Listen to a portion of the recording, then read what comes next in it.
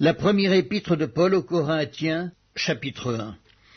Paul, appelé à être apôtre de Jésus-Christ par la volonté de Dieu, et le frère Sosthène à l'église de Dieu qui est à Corinthe, à ceux qui ont été sanctifiés en Jésus-Christ, appelés à être saints, et à tous ceux qui invoquent en quelque lieu que ce soit le nom de notre Seigneur Jésus-Christ, leur Seigneur et le nôtre, que la grâce et la paix vous soient données de la part de Dieu notre Père et du Seigneur Jésus-Christ.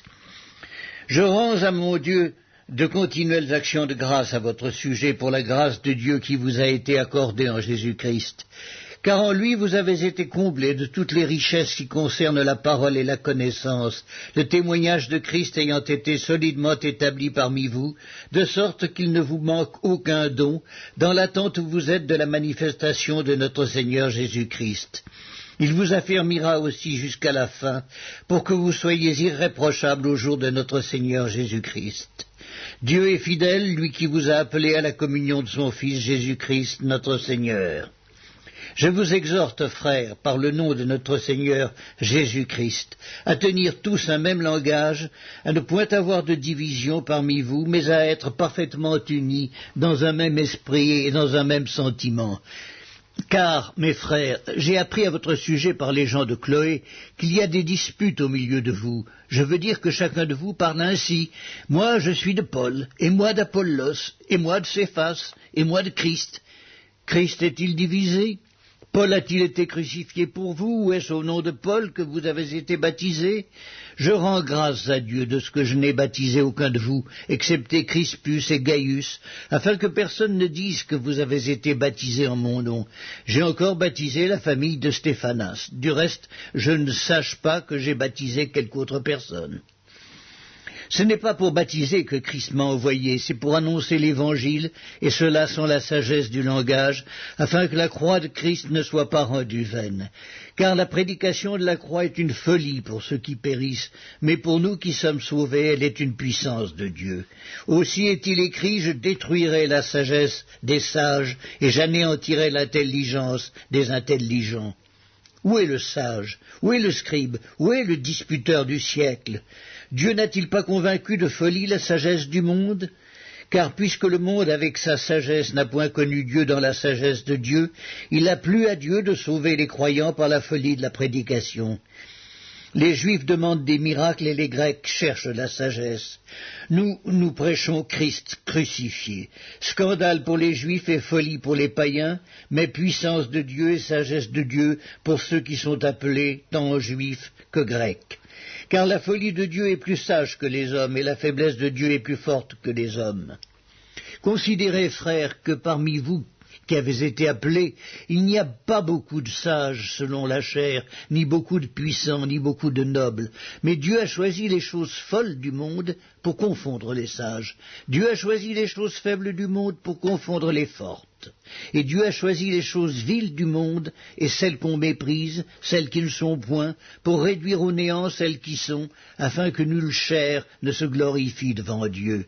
Or, c'est par lui que vous êtes en Jésus-Christ, lequel, de par Dieu, a été fait pour nous sagesse, justice et sanctification et rédemption, afin, comme il est écrit, que celui qui se glorifie dans le Seigneur. La première épître de Paul aux Corinthiens, chapitre 2.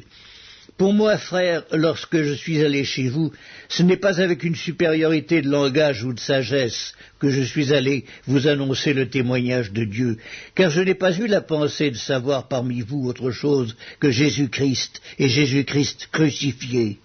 Moi-même, j'étais auprès de vous dans un état de faiblesse, de crainte et de grand tremblement, et ma parole et ma prédication ne reposaient pas sur les discours persuasifs de la sagesse, mais sur une démonstration d'esprit et de puissance, afin que votre foi fût fondée non sur la sagesse des hommes, mais sur la puissance de Dieu.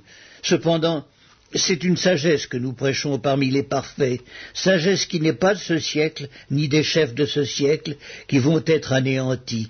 Nous prêchons la sagesse de Dieu, mystérieuse et cachée, que Dieu, avant les siècles, avait destinée pour notre gloire, sagesse qu'aucun des chefs de ce siècle n'a connue, car s'ils l'eussent connue, ils n'auraient pas crucifié le Seigneur de gloire. Mais comme il est écrit, ce sont des choses que l'œil n'a point vues, que l'oreille n'a point entendues, et qui ne sont point montées au cœur de l'homme, des choses que Dieu a préparées pour ceux qui l'aiment. Dieu nous les a révélées par l'Esprit, car l'Esprit sonde tout, même les profondeurs de Dieu. Lequel des hommes, en effet, connaît les choses de l'homme, si ce n'est l'Esprit de l'homme qui est en lui? De même, personne ne connaît les choses de Dieu, si ce n'est l'Esprit de Dieu. Or nous n'avons pas reçu l'Esprit du monde, mais l'Esprit qui vient de Dieu, afin que nous connaissions les choses que Dieu nous a données par sa grâce. Et nous en parlons non avec des discours qu'enseigne la sagesse humaine, mais avec ceux qu'enseigne l'Esprit, employant un langage spirituel pour les choses spirituelles. Mais l'homme animal ne reçoit pas les choses de l'Esprit de Dieu, car elles sont une folie pour lui, et il ne peut les connaître parce que c'est spirituellement qu'on en juge. L'homme spirituel, au contraire, juge de tout, et il n'est lui-même jugé par personne. Car qui a connu la pensée du Seigneur pour l'instruire? Or nous avons la pensée de Christ.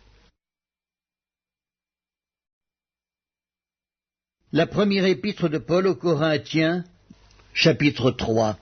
Pour moi, frères, ce n'est pas comme à des hommes spirituels que j'ai pu vous parler, mais comme à des hommes charnels, comme à des enfants en Christ. Je vous ai donné du lait, non de la nourriture solide, car vous ne pouviez pas la supporter, et vous ne le pouvez pas même à présent, parce que vous êtes encore charnels. En effet, puisqu'il y a parmi vous de la jalousie et des disputes, n'êtes-vous pas charnels et ne marchez-vous pas selon l'homme? Quand l'un dit « Moi je suis de Paul » et un autre « Moi d'Apollos », n'êtes-vous pas des hommes? Qu'est-ce donc Apollos et qu'est-ce que Paul? Des serviteurs par le moyen desquels vous avez cru, selon que le Seigneur l'a donné à chacun.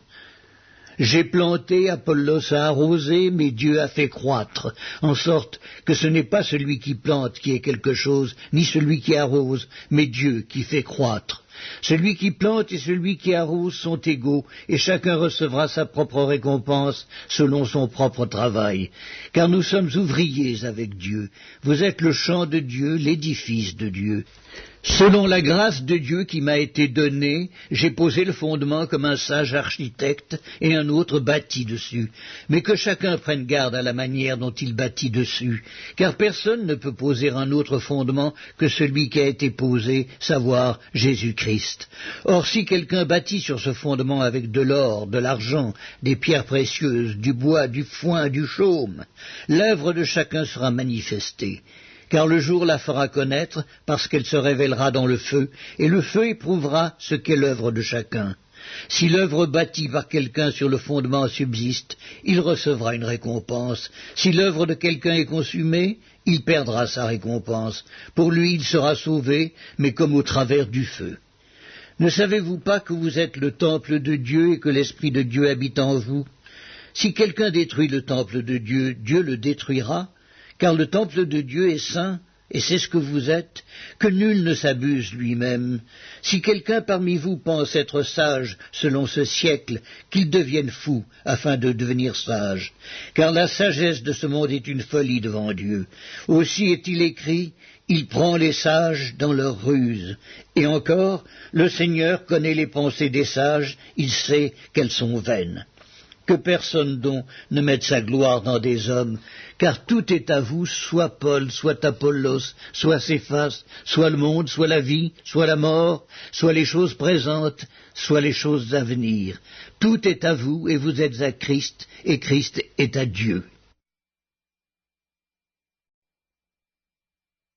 La première épître de Paul aux Corinthiens, chapitre 4. Ainsi qu'on nous regarde comme des serviteurs de Christ et des dispensateurs des mystères de Dieu. Du reste, ce qu'on demande des dispensateurs, c'est que chacun soit trouvé fidèle. Pour moi, il m'importe fort peu d'être jugé par vous ou par un tribunal humain. Je ne me juge pas non plus moi-même, car je ne me sens coupable de rien. Mais ce n'est pas pour cela que je suis justifié. Celui qui me juge, c'est le Seigneur. C'est pourquoi ne jugez de rien avant le temps, jusqu'à ce que vienne le Seigneur, qui mettra en lumière ce qui est caché dans les ténèbres, et qui manifestera les desseins des cœurs. Alors chacun recevra de Dieu la louange qui lui est due. C'est à cause de vous, frères, que j'ai fait de ces choses une application à ma personne et à celle d'Apollos, afin que vous appreniez en nos personnes à ne pas aller au-delà de ce qui est écrit, et que nul de vous ne conçoive de l'orgueil en faveur de l'un contre l'autre. Car qui est-ce qui te distingue ? Qu'as-tu que tu n'aies reçu? Et si tu l'as reçu, pourquoi te glorifies-tu comme si tu ne l'avais pas reçu? Déjà vous êtes rassasiés, déjà vous êtes riches. Sans nous, vous avez commencé à régner. Et puissiez-vous régner en effet, afin que nous aussi, nous régnions avec vous. Car Dieu, ce me semble, a fait de nous, apôtres, les derniers des hommes, des condamnés à mort en quelque sorte, puisque nous avons été en spectacle au monde, aux anges et aux hommes. Nous sommes fous à cause de Christ, mais vous, vous êtes sages en Christ. Nous sommes faibles, mais vous êtes forts. Vous êtes honorés, nous sommes méprisés. Jusqu'à cette heure, nous souffrons la faim, la soif, la nudité. Nous sommes maltraités, errants çà et là. Nous nous fatiguons à travailler de nos propres mains. Injuriés, nous bénissons. Persécutés, nous supportons. Calomniés, nous parlons avec bonté. Nous sommes devenus comme les balayures du monde, le rebut de tous, jusqu'à maintenant. Ce n'est pas pour vous faire honte que j'écris ces choses, mais je vous avertis comme mes enfants bien-aimés. Car quand vous auriez 10 000 maîtres en Dieu, vous n'avez cependant pas plusieurs pères, puisque c'est moi qui vous ai engendré en Jésus-Christ par l'Évangile. Je vous en conjure donc, soyez mes imitateurs. Pour cela, je vous ai envoyé Timothée, qui est mon enfant bien-aimé et fidèle dans le Seigneur. Il vous rappellera quelles sont mes voies en Christ, quelle est la manière dont j'enseigne partout, dans toutes les églises. Quelques-uns se sont enflés d'orgueil comme si je ne devais pas aller chez vous, mais j'irai bientôt chez vous, si c'est la volonté du Seigneur, et je connaîtrai non les paroles mais la puissance de ceux qui se sont enflés. Car le royaume de Dieu ne consiste pas en paroles mais en puissance. Que voulez-vous? Que j'aille chez vous avec une verge ou avec amour ou dans un esprit de douceur?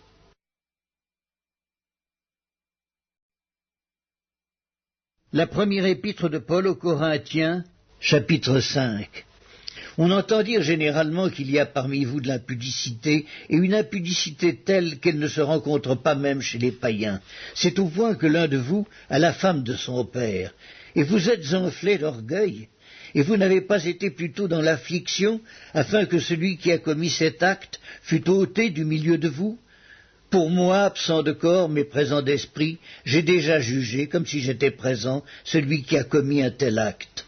Au nom du Seigneur Jésus, vous et mon esprit étant assemblés avec la puissance de notre Seigneur Jésus, qu'un tel homme soit livré à Satan pour la destruction de la chair, afin que l'esprit soit sauvé au jour du Seigneur Jésus.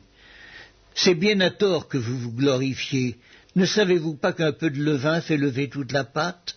Faites disparaître le vieux levain, afin que vous soyez une pâte nouvelle, puisque vous êtes sans levain, car Christ, notre Pâque, a été immolé. Célébrons donc la fête, non avec du vieux levain, non avec un levain de malice et de méchanceté, mais avec les pains sans levain de la pureté et de la vérité. Je vous ai écrit dans ma lettre de ne pas avoir des relations avec les impudiques, non pas d'une manière absolue avec les impudiques de ce monde, ou avec les cupides et les ravisseurs, ou avec les idolâtres, autrement il vous faudrait sortir du monde. Maintenant, ce que je vous ai écrit, c'est de ne pas avoir des relations avec quelqu'un qui, se nommant frère, est impudique ou cupide, ou idolâtre, ou outrageux, ou ivrogne, ou ravisseur, de ne pas même manger avec un tel homme. Qu'ai-je en effet à juger ceux du dehors? N'est-ce pas ceux du dedans que vous avez à juger? Pour ceux du dehors, Dieu les juge. Ôtez le méchant du milieu de vous. La première épître de Paul aux Corinthiens, chapitre 6. Quelqu'un de vous, lorsqu'il a un différend avec un autre, ose-t-il plaider devant les injustes et non devant les saints? Ne savez-vous pas que les saints jugeront le monde? Et si c'est par vous que le monde est jugé, êtes-vous indigne de rendre les moindres jugements? Ne savez-vous pas que nous jugerons les anges? Et nous ne jugerions pas, à plus forte raison, les choses de cette vie? Quand donc vous avez des différends pour les choses de cette vie, ce sont des gens dont l'Église ne fait aucun cas que vous prenez pour juges. Je le dis à votre honte. Ainsi, il n'y a parmi vous pas un seul homme sage qui puisse prononcer entre ses frères. Mais un frère plaide contre un frère, et cela devant des infidèles. C'est déjà certes un défaut chez vous d'avoir des procès les uns avec les autres. Pourquoi ne souffrez-vous pas plutôt quelque injustice? Pourquoi ne vous laissez-vous pas plutôt dépouiller? Mais c'est vous qui commettez l'injustice et qui dépouillez, et c'est envers des frères que vous agissez de la sorte. Ne savez-vous pas que les injustes n'hériteront point le royaume de Dieu? Ne vous y trompez pas, ni les impudiques, ni les idolâtres, ni les adultères, ni les efféminés, ni les infâmes, ni les voleurs, ni les cupides, ni les ivrognes, ni les outrageux, ni les ravisseurs n'hériteront le royaume de Dieu. Et c'est là ce que vous étiez, quelques-uns de vous. Mais vous avez été lavés, mais vous avez été sanctifiés, mais vous avez été justifiés au nom du Seigneur Jésus-Christ et par l'Esprit de notre Dieu. Tout m'est permis, mais tout n'est pas utile. Tout m'est permis, mais je ne me laisserai asservir par quoi que ce soit. Les aliments sont pour le ventre et le ventre pour les aliments, et Dieu détruira l'un comme les autres. Mais le corps n'est pas pour l'impudicité, il est pour le Seigneur et le Seigneur pour le corps. Et Dieu qui a ressuscité le Seigneur nous ressuscitera aussi par sa puissance. Ne savez-vous pas que vos corps sont des membres de Christ? Prendrai-je donc les membres de Christ pour en faire les membres d'une prostituée? Loin de là. Ne savez-vous pas que celui qui s'attache à la prostituée est un seul corps avec elle? Car, est-il dit, les deux deviendront une seule chair. Mais celui qui s'attache au Seigneur est avec lui un seul esprit. Fuyez l'impudicité. Quelque autre péché qu'un homme commette, ce péché est hors du corps, mais celui qui se livre à l'impudicité pêche contre son propre corps. Ne savez-vous pas que votre corps est le temple du Saint-Esprit qui est en vous, que vous avez reçu de Dieu, et que vous ne vous appartenez point à vous-même?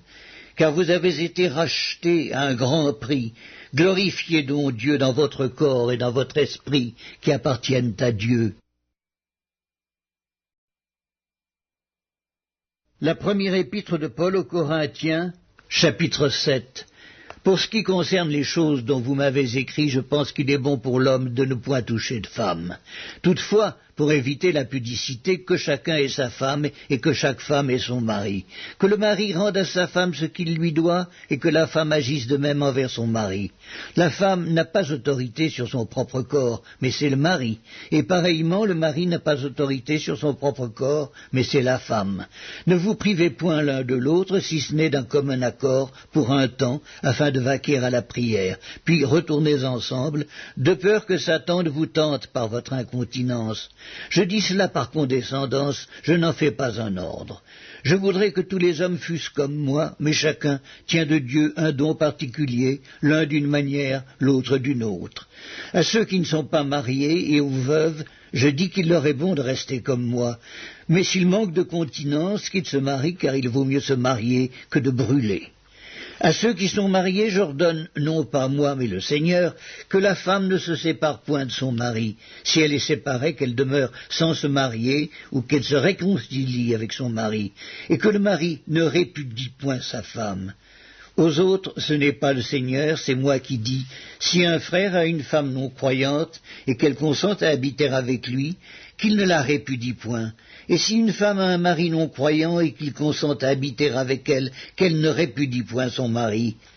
Car le mari non croyant est sanctifié par la femme, et la femme non croyante est sanctifiée par le frère. Autrement, vos enfants seraient impurs, tandis que maintenant ils sont saints. Si le non-croyant se sépare, qu'il se sépare. Le frère ou la sœur ne sont pas liés dans ces cas-là. Dieu nous a appelés à vivre en paix. Car que sais-tu, femme, si tu sauveras ton mari? Ou que sais-tu, mari, si tu sauveras ta femme? Seulement que chacun marche selon la part que le Seigneur lui a faite, selon l'appel qu'il a reçu de Dieu. C'est ainsi que je l'ordonne dans toutes les églises. Quelqu'un a-t-il été appelé étant circoncis, qu'il demeure circoncis? Quelqu'un a-t-il été appelé étant incirconcis, qu'il ne se fasse pas circoncire? La circoncision n'est rien et l'incirconcision n'est rien, mais l'observation des commandements de Dieu est tout. Que chacun demeure dans l'état où il était lorsqu'il a été appelé. As-tu été appelé étant esclave? Ne t'en inquiète pas, mais si tu peux devenir libre, profites-en plutôt. Car l'esclave qui a été appelé dans le Seigneur est un affranchi du Seigneur. De même, l'homme libre qui a été appelé est un esclave de Christ. Vous avez été rachetés à un grand prix, ne devenez pas esclaves des hommes. Que chacun, frère, demeure devant Dieu dans l'état où il était lorsqu'il a été appelé. Pour ce qui est des vierges, je n'ai point d'ordre du Seigneur, mais je donne un avis comme ayant reçu du Seigneur miséricorde pour être fidèle. Voici donc ce que j'estime bon, à cause des temps difficiles qui s'approchent. Il est bon à un homme d'être ainsi. Es-tu lié à une femme? Ne cherche pas à rompre ce lien. N'es-tu pas lié à une femme? Ne cherche pas une femme. Si tu t'es marié, tu n'as point péché. Et si la Vierge s'est mariée, elle n'a point péché. Mais ces personnes auront des tribulations dans la chair, et je voudrais vous les épargner. Voici ce que je dis, frères, c'est que le temps est court, que désormais ceux qui ont des femmes soient comme n'en ayant pas, ceux qui pleurent comme ne pleurant pas, ceux qui se réjouissent comme ne se réjouissant pas, ceux qui achètent comme ne possédant pas, et ceux qui usent du monde comme n'en usant pas, car la figure de ce monde passe. Or, je voudrais que vous fussiez sans inquiétude.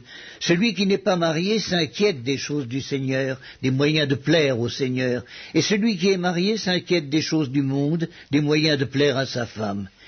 Il y a de même une différence entre la femme et la Vierge. Celle qui n'est pas mariée s'inquiète des choses du Seigneur, afin d'être sainte de corps et d'esprit, et celle qui est mariée s'inquiète des choses du monde, des moyens de plaire à son mari. Je dis cela dans votre intérêt. Ce n'est pas pour vous prendre au piège, c'est pour vous porter à ce qui est bienséant et propre à vous attacher au Seigneur, sans distinction. Si quelqu'un regarde comme déshonorant pour sa fille de dépasser l'âge nubile et comme nécessaire de la marier, qu'il fasse ce qu'il veut, il ne pêche point qu'on se marie, mais celui qui a pris une ferme résolution, sans contrainte et avec l'exercice de sa propre volonté, et qui a décidé en son cœur de garder sa fille vierge, celui-là fait bien. Ainsi, celui qui marie sa fille fait bien, et celui qui ne la marie pas fait mieux. Une femme est liée aussi longtemps que son mari est vivant. Mais si le mari meurt, elle est libre de se marier à qui elle veut, seulement que ce soit dans le Seigneur. Elle est plus heureuse néanmoins si elle demeure comme elle est, suivant mon avis. Et moi aussi, je crois avoir l'Esprit de Dieu. La première épître de Paul aux Corinthiens, chapitre 8. Pour ce qui concerne les viandes sacrifiées aux idoles, nous savons que nous avons tous la connaissance. La connaissance enfle, mais la charité édifie. Si quelqu'un croit savoir quelque chose, il n'a pas encore connu comme il faut connaître. Mais si quelqu'un aime Dieu, celui-là est connu de lui. Pour ce qui est donc de manger des viandes sacrifiées aux idoles, nous savons qu'il n'y a point d'idole dans le monde et qu'il n'y a qu'un seul Dieu. Car s'il est des êtres qui sont appelés dieux, soit dans le ciel, soit sur la terre, comme il existe réellement plusieurs dieux et plusieurs seigneurs, néanmoins pour nous il n'y a qu'un seul Dieu, le Père, de qui viennent toutes choses et pour qui nous sommes, et un seul Seigneur, Jésus-Christ, par qui sont toutes choses et par qui nous sommes. Mais cette connaissance n'est pas chez tous. Quelques-uns, d'après la manière dont ils envisagent encore l'idole, mangent de ces viandes comme étant sacrifiées aux idoles, et leur conscience qui est faible en est souillée. Ce n'est pas un aliment qui nous rapproche de Dieu. Si nous en mangeons, nous n'avons rien de plus. Si nous n'en mangeons pas, nous n'avons rien de moins. Prenez garde toutefois que votre liberté ne devienne une pierre d'achoppement pour les faibles. Car si quelqu'un te voit, toi qui as de la connaissance, assise à table dans un temple d'idoles, sa conscience, à lui qui est faible, ne le portera-t-elle pas à manger des viandes sacrifiées aux idoles ? Et ainsi le faible périra par ta connaissance, le frère pour lequel Christ est mort. En péchant de la sorte contre les frères et en blessant leur conscience faible, vous péchez contre Christ.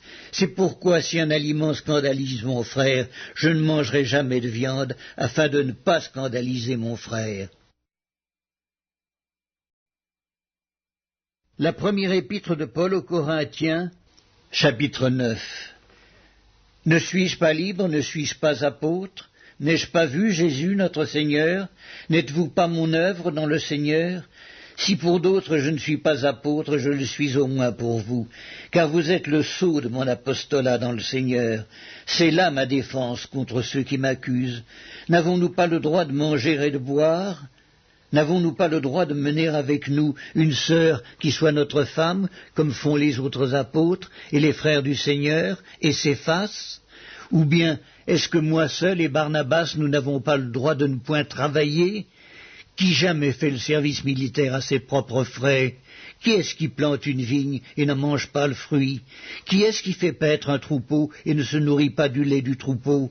Ces choses que je dis n'existent-elles pas dans les usages des hommes? La loi ne les dit-elle pas aussi? Car il est écrit dans la loi de Moïse, tu n'en muselleras point le bœuf quand il foule le grain.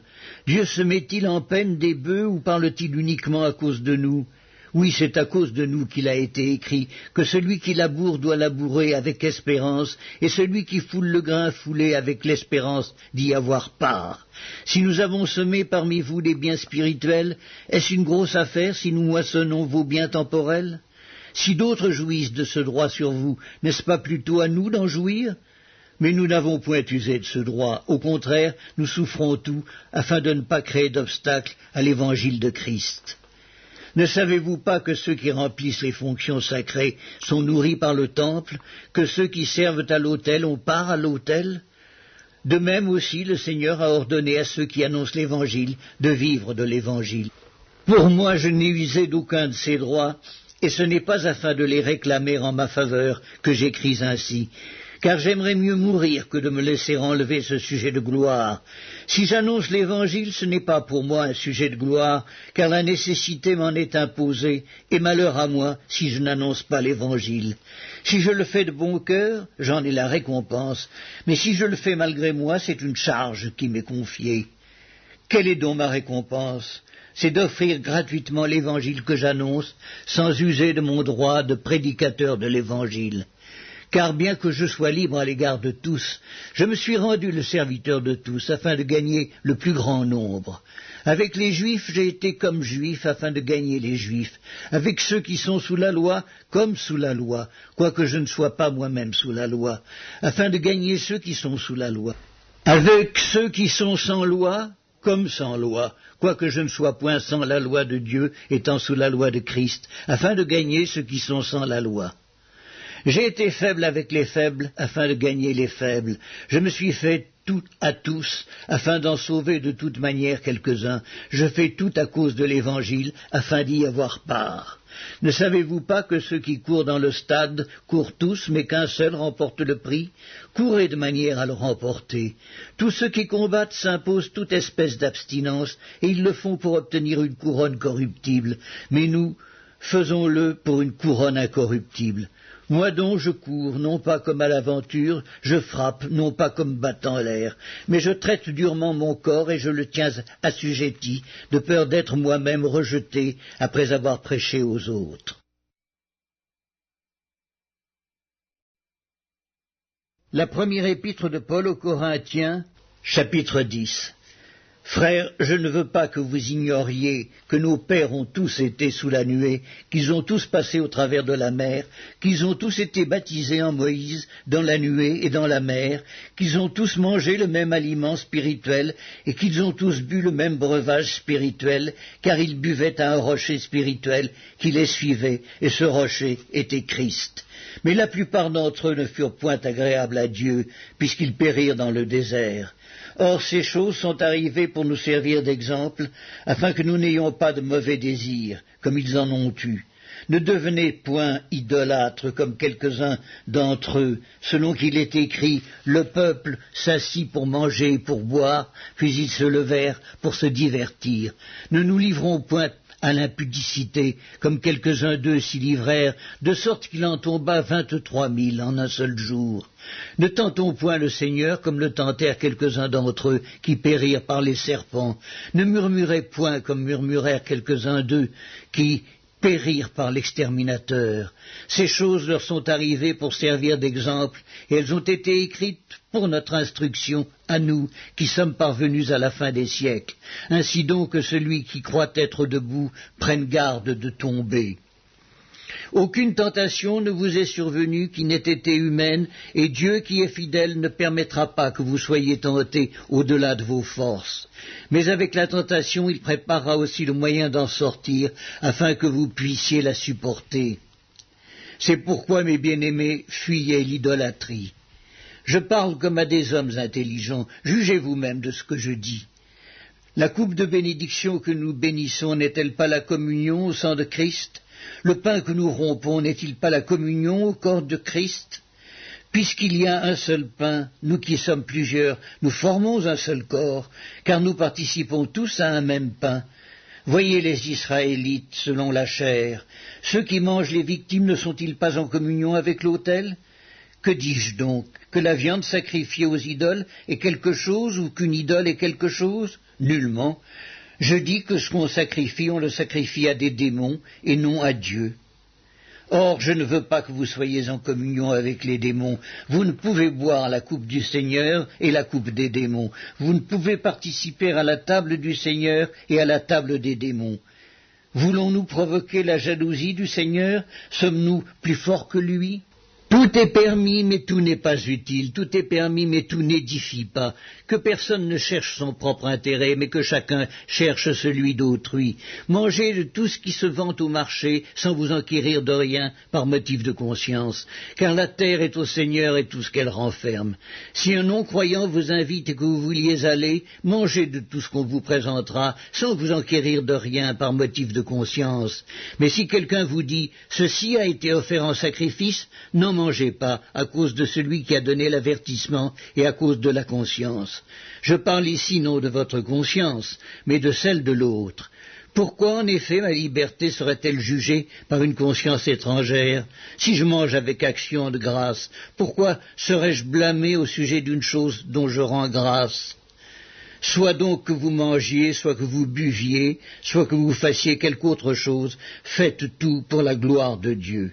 Ne soyez en scandale ni aux Juifs, ni aux Grecs, ni à l'Église de Dieu, de la même manière que moi aussi, je m'efforce en toute chose de complaire à tous, cherchant non mon avantage, mais celui du plus grand nombre, afin qu'ils soient sauvés.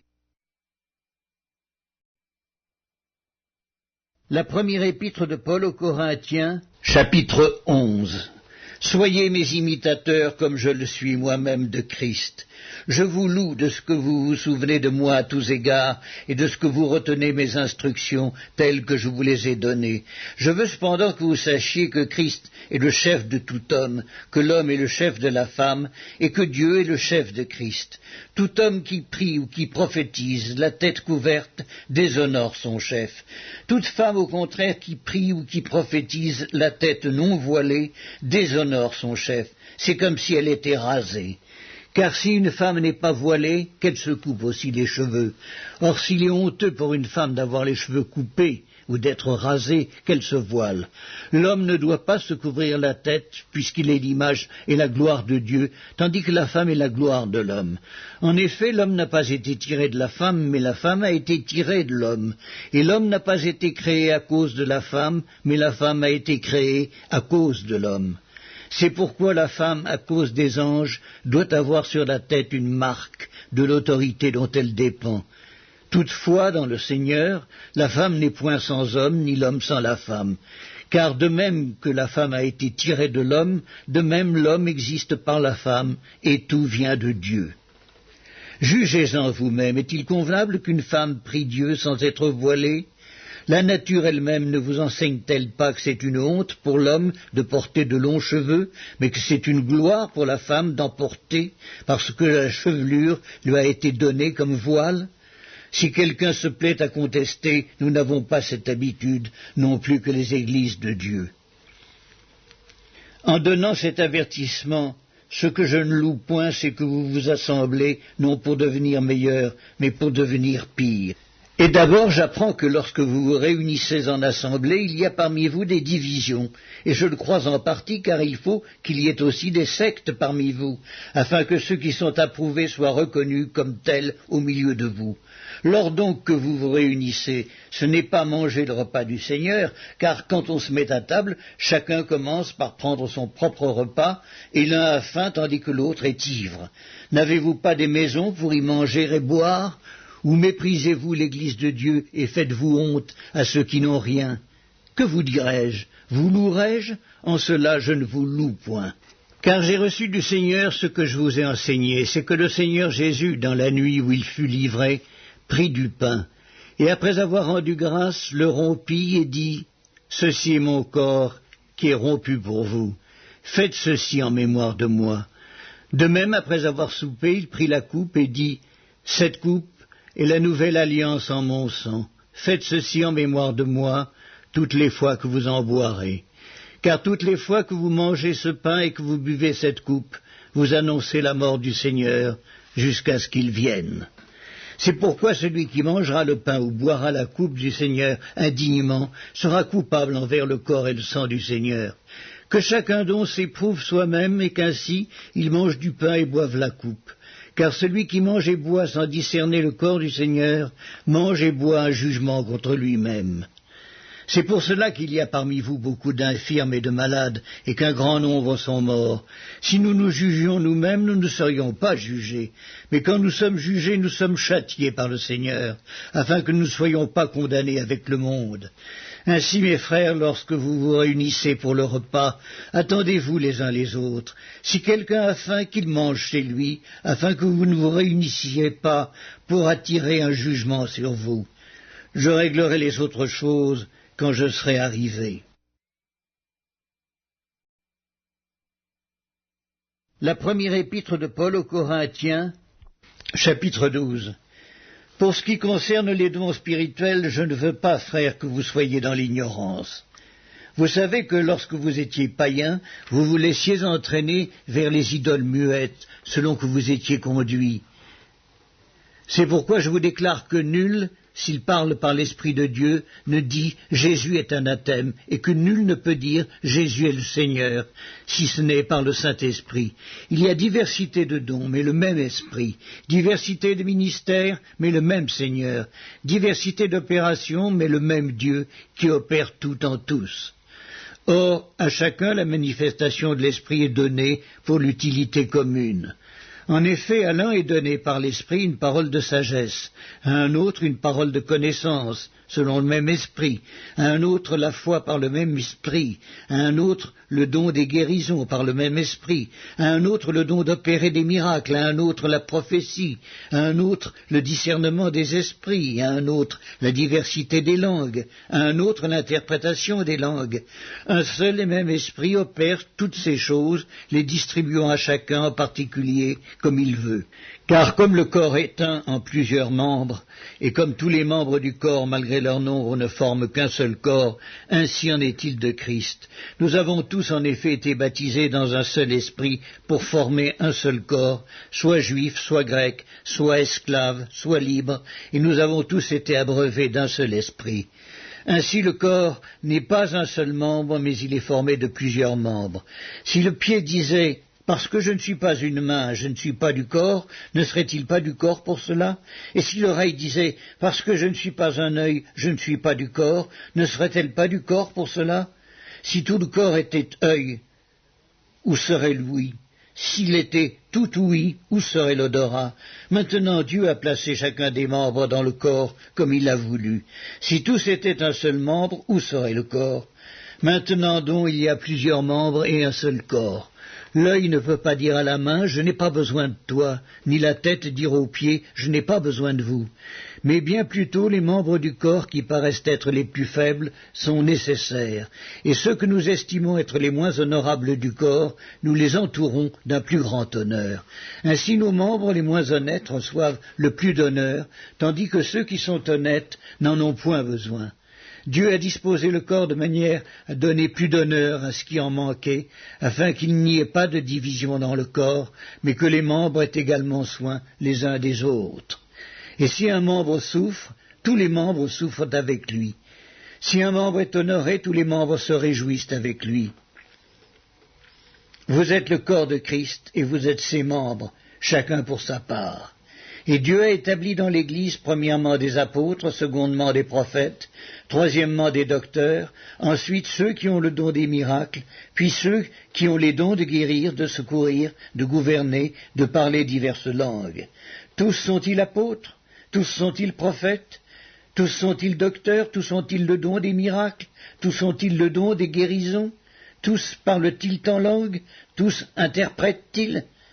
Aspirez aux dons les meilleurs, et je vais encore vous montrer une voie par excellence.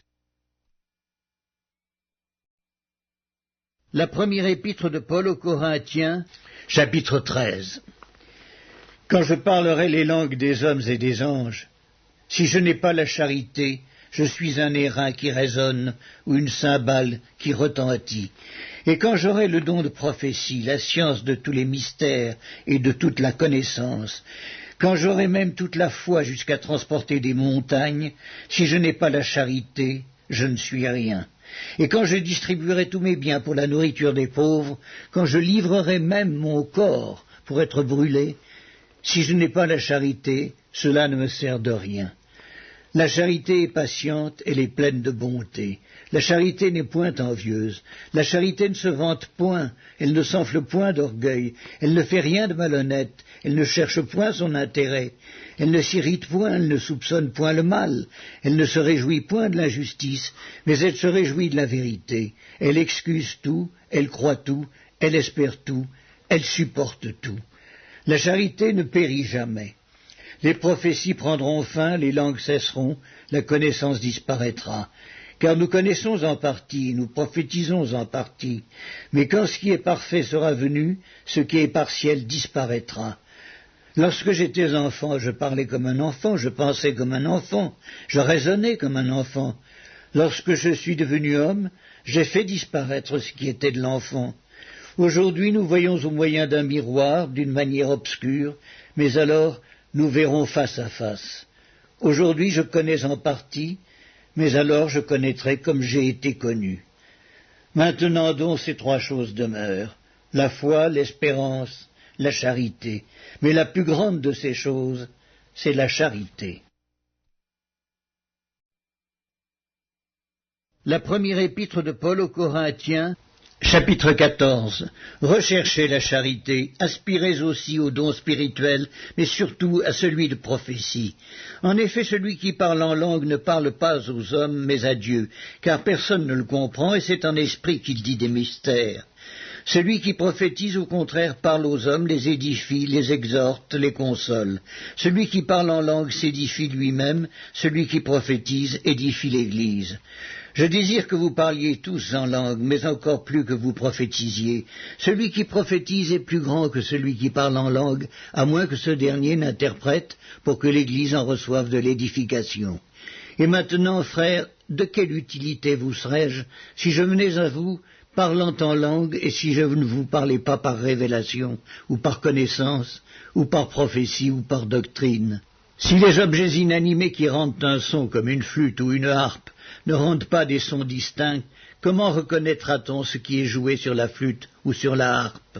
Et si la trompette rend un son confus, qui se préparera au combat? De même vous, si par la langue vous ne donnez pas une parole distincte, comment saura-t-on ce que vous dites, car vous parlerez en l'air?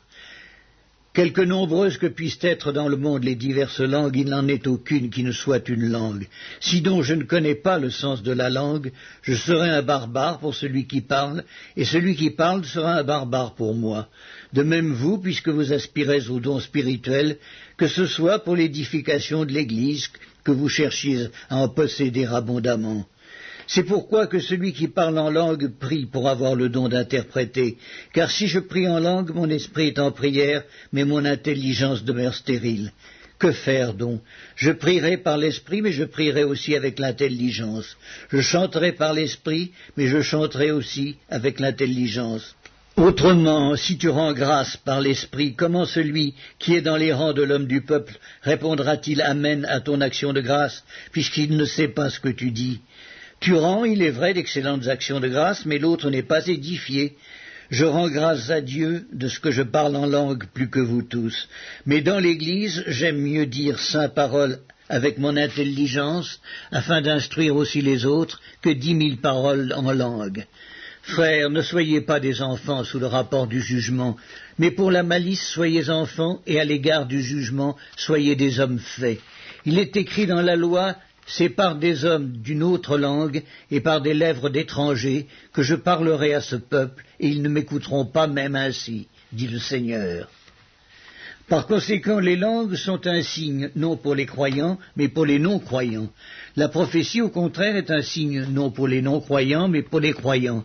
Si donc, dans une assemblée de l'Église entière, tous parlent en langue, et qu'il survienne des hommes du peuple ou des non-croyants, ne diront-ils pas que vous êtes fous? Mais si tous prophétisent et qu'il survienne quelque non-croyant ou un homme du peuple, il est convaincu par tous, il est jugé par tous, les secrets de son cœur sont dévoilés de telle sorte que, tombant sur sa face, il adorera Dieu et publiera que Dieu est réellement au milieu de vous. Que faire donc, frères? Lorsque vous vous assemblez, les uns ou les autres parmi vous ont-ils un cantique, une instruction, une révélation, une langue, une interprétation? Que tout se fasse pour l'édification. En est-il qui parlent en langue, que 2 ou 3 au plus parlent, chacun à son tour, et que quelqu'un interprète? S'il n'y a point d'interprète, qu'on se taise dans l'Église et qu'on parle à soi-même et à Dieu. Pour ce qui est des prophètes, que 2 ou 3 parlent et que les autres jugent. Et si un autre qui est assis a une révélation, que le premier se taise. Car vous pouvez tous prophétiser successivement, afin que tous soient instruits et que tous soient exhortés. Les esprits des prophètes sont soumis aux prophètes, car Dieu n'est pas un Dieu de désordre, mais de paix. Comme dans toutes les églises des saints, que les femmes se taisent dans les assemblées, car il ne leur est pas permis d'y parler, mais qu'elles soient soumises selon que le dit aussi la loi. Si elles veulent s'instruire sur quelque chose, qu'elles interrogent leur mari à la maison, car il est malséant à une femme de parler dans l'église. Est-ce de chez vous que la parole de Dieu est sortie, ou est-ce à vous seul qu'elle est parvenue? Si quelqu'un croit être prophète ou inspiré, qu'il reconnaisse que ce que je vous écris est un commandement du Seigneur, et si quelqu'un l'ignore, qu'il l'ignore. Ainsi donc, frères, aspirez au don de prophétie, et n'empêchez pas de parler en langue, mais que tout se fasse avec bienséance et avec ordre. La première épître de Paul aux Corinthiens, chapitre 15. Je vous rappelle, frères, l'évangile que je vous ai annoncé, que vous avez reçu, dans lequel vous avez persévéré, et par lequel vous êtes sauvés, si vous le retenez tel que je vous l'ai annoncé.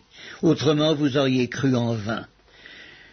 Je vous ai enseigné avant tout, comme je l'avais aussi reçu, que Christ est mort pour nos péchés, selon les Écritures, qu'il a été enseveli et qu'il est ressuscité le 3e jour, selon les Écritures, et qu'il est apparu à Céphas, puis aux 12. Ensuite il est apparu à plus de 500 frères à la fois, dont la plupart sont encore vivants et dont quelques-uns sont morts.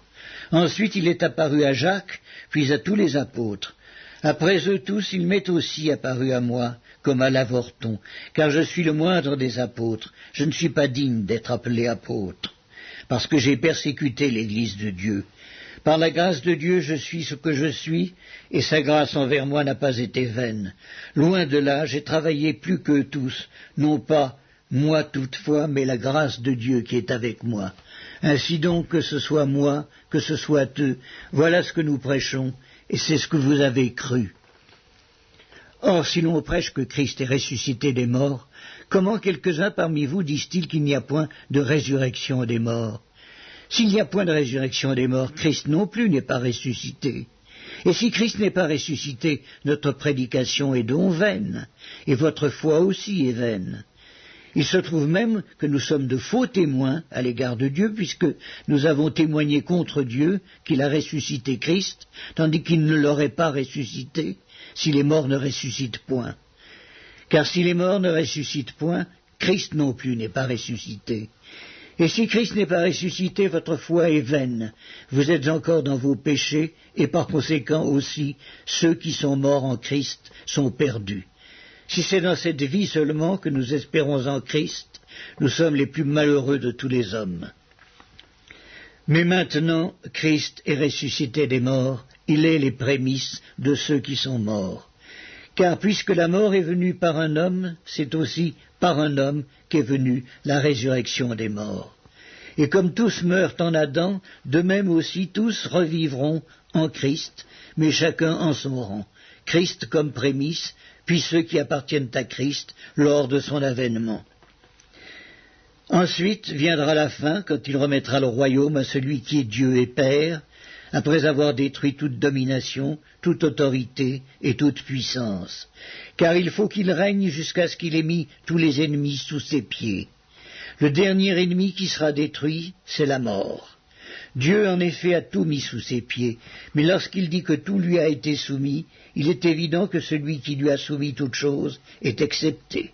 Et lorsque toutes choses lui auront été soumises, alors le Fils lui-même sera soumis à celui qui lui a soumis toutes choses, afin que Dieu soit tout en tous. Autrement, que feraient ceux qui se font baptiser pour les morts? Si les morts ne ressuscitent absolument pas, pourquoi se font-ils baptiser pour eux? Et nous, pourquoi sommes-nous à toute heure en péril? Chaque jour je suis exposé à la mort, je l'atteste, frères, par la gloire dont vous êtes pour moi le sujet, en Jésus-Christ notre Seigneur. Si c'est dans des vues humaines que j'ai combattu contre les bêtes à Éphèse, quel avantage m'en revient-il? Si les morts ne ressuscitent pas, mangeons et buvons, car demain nous mourrons. Ne vous y trompez pas, les mauvaises compagnies corrompent les bonnes mœurs.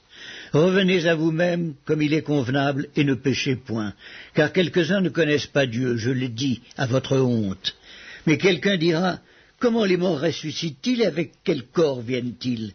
Insensé, ce que tu sèmes ne reprend point vie s'il ne meurt. Et ce que tu sèmes, ce n'est pas le corps qui naîtra, c'est un simple grain, de blé peut-être, ou de quelque autre semence. Puis Dieu lui donne un corps comme il lui plaît, et à chaque semence, il donne un corps qui lui est propre. Toute chair n'est pas la même chair, mais autre est la chair des hommes, autre celle des quadrupèdes, autre celle des oiseaux, autre celle des poissons. Il y a aussi des corps célestes et des corps terrestres, mais autre est l'éclat des corps célestes, autre celui des corps terrestres. Autre est l'éclat du soleil, autre l'éclat de la lune, et autre l'éclat des étoiles. Même une étoile diffère en éclat d'une autre étoile. Ainsi en est-il de la résurrection des morts. Le corps est semé corruptible, il ressuscite incorruptible. Il est semé méprisable, il ressuscite glorieux. Il est semé infirme, il ressuscite plein de force. Il est semé corps animal, il ressuscite corps spirituel. S'il y a un corps animal, il y a aussi un corps spirituel. C'est pourquoi il est écrit, le premier homme, Adam, devint une âme vivante. Le dernier Adam est devenu un esprit vivifiant. Mais ce qui est spirituel n'est pas le premier, c'est ce qui est animal. Ce qui est spirituel vient ensuite. Le premier homme tiré de la terre est terrestre, le second homme est du ciel. Tel est le terrestre, tels sont aussi les terrestres, et tel est le céleste, tels sont aussi les célestes. Et de même que nous avons porté l'image du terrestre, nous porterons aussi l'image du céleste. Ce que je dis, frères, c'est que la chair et le sang ne peuvent hériter le royaume de Dieu, et que la corruption n'hérite pas l'incorruptibilité. Voici, je vous dis un mystère, nous ne mourrons pas tous, mais tous nous serons changés en un instant, en un clin d'œil, à la dernière trompette. La trompette sonnera et les morts ressusciteront incorruptibles, et nous serons changés. Car il faut que ce corps corruptible revête l'incorruptibilité, et que ce corps mortel revête l'immortalité. Lorsque ce corps corruptible aura revêtu l'incorruptibilité, et que ce corps mortel aura revêtu l'immortalité, alors s'accomplira la parole qui est écrite. La mort a été engloutie dans la victoire. Ô mort, où est ta victoire? Ô mort, où est ton aiguillon? L'aiguillon de la mort, c'est le péché, et la puissance du péché, c'est la loi. Mais grâce soit rendue à Dieu qui nous donne la victoire par notre Seigneur Jésus-Christ. Ainsi, mes frères bien-aimés, soyez fermes, inébranlables, travaillant de mieux en mieux à l'œuvre du Seigneur, sachant que votre travail ne sera pas vain dans le Seigneur. La première épître de Paul aux Corinthiens, chapitre 16. Pour ce qui concerne la collecte en faveur des saints, agissez vous aussi comme je l'ai ordonné aux églises de la Galatie. Que chacun de vous, le premier jour de la semaine, mette à part chez lui ce qu'il pourra, selon sa prospérité, afin qu'on n'attende pas à mon arrivée pour recueillir les dons. Et quand je serai venu, j'enverrai avec des lettres pour porter vos libéralités à Jérusalem les personnes que vous aurez approuvées. Si la chose mérite que j'y aille moi-même, elles feront le voyage avec moi. J'irai chez vous quand j'aurai traversé la Macédoine, car je traverserai la Macédoine.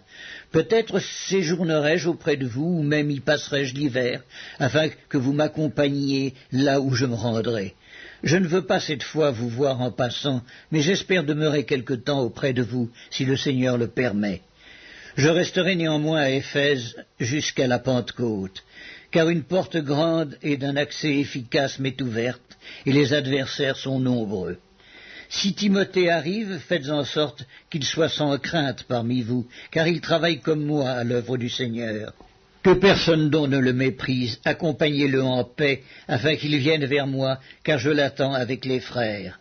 Pour ce qui est du frère Apollos, je l'ai beaucoup exhorté à se rendre chez vous, mais ce n'était décidément pas sa volonté de le faire maintenant. Il partira quand il en aura l'occasion. Veillez, demeurez fermes dans la foi, soyez des hommes, fortifiez-vous, que tout ce que vous faites se fasse avec charité. Encore une recommandation que je vous adresse, frères. Vous savez que la famille de Stéphanas est les prémices de l'Achaïe, et qu'elle s'est dévouée au service des saints. Ayez de la déférence pour de tels hommes, et pour tous ceux qui travaillent à la même œuvre. Je me réjouis de la présence de Stéphanas, de Fortunatus et d'Achaïcus. Ils ont suppléé à votre absence, car ils ont tranquillisé mon esprit et le vôtre. Sachez donc apprécier de tels hommes. Les églises d'Asie vous saluent. Aquilas et Priscille, avec l'église qui est dans leur maison, vous saluent beaucoup dans le Seigneur. Tous les frères vous saluent. Saluez-vous les uns les autres par un saint baiser. Je vous salue, moi, Paul, de ma propre main. Si quelqu'un n'aime pas le Seigneur, qu'il soit anathème. Maranatha. Que la grâce du Seigneur Jésus soit avec vous. Mon amour est avec vous tous, en Jésus-Christ.